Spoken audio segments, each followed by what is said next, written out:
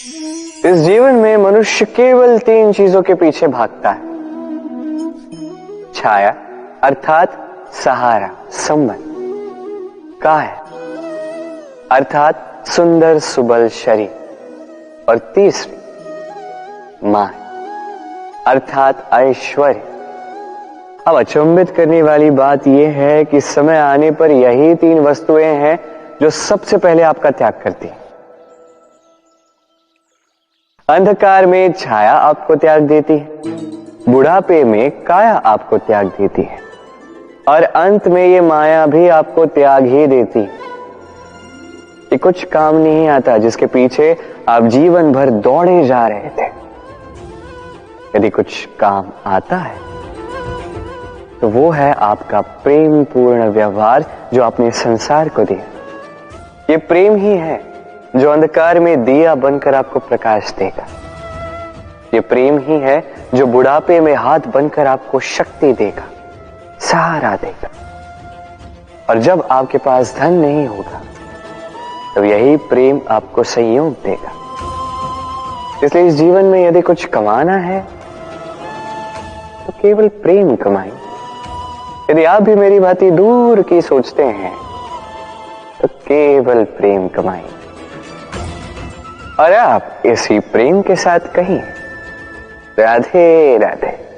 संसार में नियति बहुत कुछ निश्चित करती है, जैसे हर एक वस्तु की सीमा।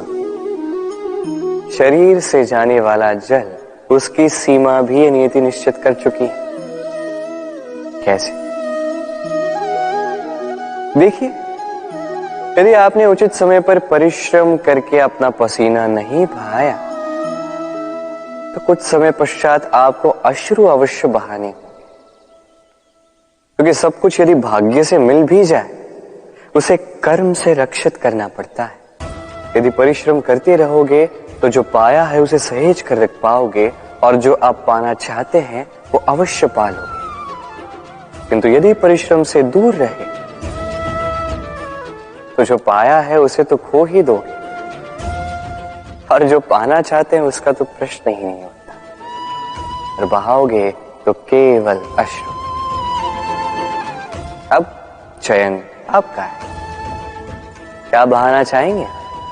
पसीना या अश्रु? राधे राधे। तभी आप किसी झरने के पास बैठे और बस ध्वनि सुनी। हाँ, वो ध्वनि मन को शांत ही कर देती है, हम एक आनंद सा भर देती है। तो इसे मैं कहता हूं नैसर्गिक संगीत। कभी सोचा है ये संगीत उत्पन्न करने के लिए जल को कितने परिश्रम करने पड़े, क्या कुछ करना पड़ा?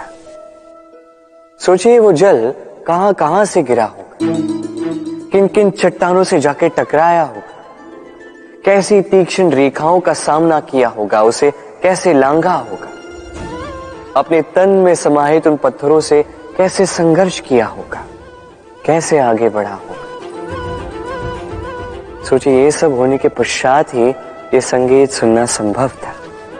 ये झरने का ये सुंदर संगीत आपके कान तक कभी पहुंचता ही नहीं यदि उस जल का विरोध करने वाले पत्थर ना होते। इसका तात्पर्य क्या है?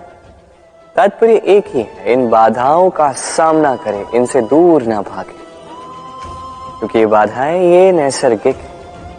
सभी के जीवन में ये बाधाएं आती हैं, इनका सामना करें, जीवन में आगे बढ़ें। और आप भी स्वयं से उत्पन्न कीजिए नैसर्गिक संगीत, और इस संसार में फैलाइए शांति और प्रसन्नता।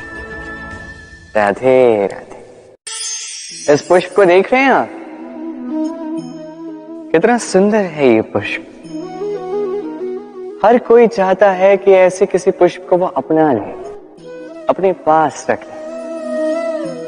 अब सोचिए पुष्प को ये जो सम्मान मिलता है ये किस कारण से मिलता है? केवल इसलिए कि ये सुंदर है?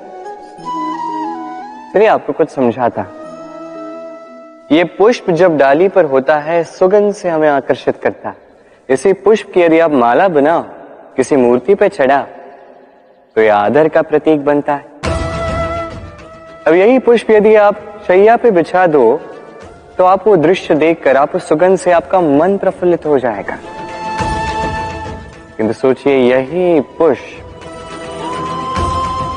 यदि ये आप अर्थी पर सजाते हैं तो इस पुष्प का कोई सम्मान नहीं करता। कैसी बात है? वही पुष्प है, इस परिस्थिति में इसे सम्मान मिल रहा है, इसमें नहीं मिल रहा। क्यों? क्योंकि यही छिपी है एक महत्वपूर्ण सीख। इसका सार ये है कि सम्मान व्यक्ति या वस्तु का नहीं किया जाता, सम्मान किया जाता है समय और स्थिति का। अब समय जो है, समय हमारे वश में तो है नहीं, हमारे वश में है स्थिति।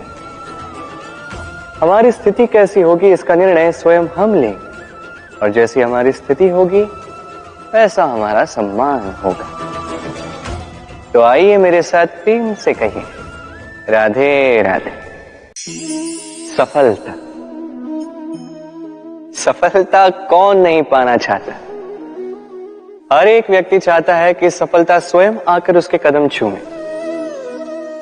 अब सफलता कदम केवल उनके चूमती है जिनके पांव धरातल पर होते हैं, जो स्वप्न की आशा में उड़ते नहीं, जो यथार्थ के धरातल से जुड़े होते हैं, वो भी दृढ़ता के साथ।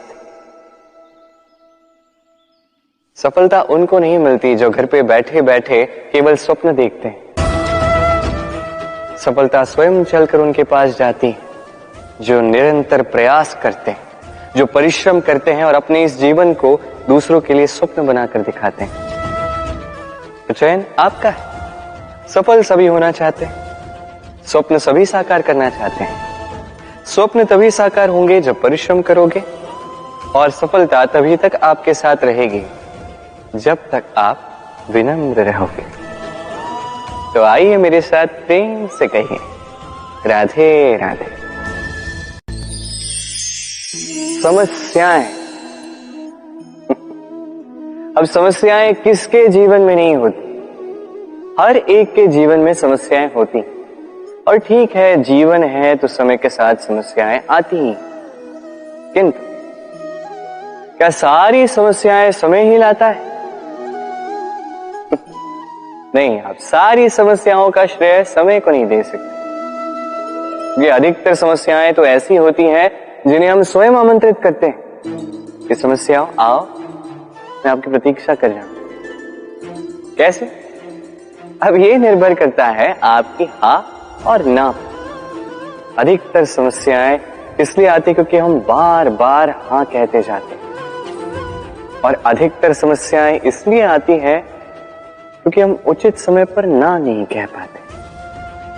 इसलिए बिना सोचे समझे किसी भी बात या किसी भी प्रस्ताव का समर्थन करना आपको बहुत बड़े संकट में डाल सकता है।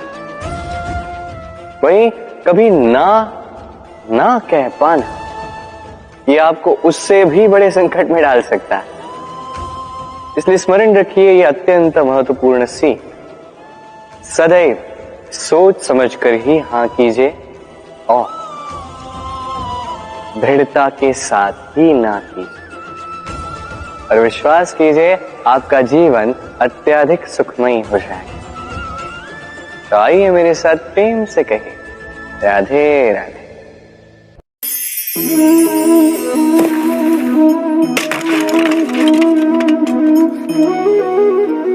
ये क्या हुआ? मुझे ठोकर लगते ही ये हाथ से छूटकर गिर क्यों गया, टूट क्यों गया? अब आप कहेंगे ये तो ऐसा ही होता है इस जीवन में, इस संसार में। ठोकर लगने के पश्चात हमारे हाथ जो भी होता है वो छूट जाता है, जो बनता है वो टूट ही जाता है। किंतु क्या ये सत्य है? आपको एक बात बता देता हूं, ठोकर खाकर गिरने के पश्चात संसार की कोई भी वस्तु भले हाथ से छूट जाए, सफलता अवश्य आती। चाहे कितनी भी बुरी तरीके से आप गिरे हो, ठोकर खाई हो, भविष्य अवश्य बनता है। क्योंकि ये ठोकर, असफलता, ये कठिनाई, ये हमें ऐसे निखारती है जैसे अग्नि स्वर्ण को। इसलिए जीवन में केवल आगे बढ़ते जाए, दृढ़ निश्चय के साथ बढ़ते जाए और ठोकर खाकर गिरने से कभी भयभीत मत होइए, क्योंकि ये आने वाली सफलता का संकेत। और सफलता तभी मिलेगी जब आप गिरोगे, जब आप पुनः उठोगे और जब आप पुनः जीवन में आगे बढ़ोगे। राधे।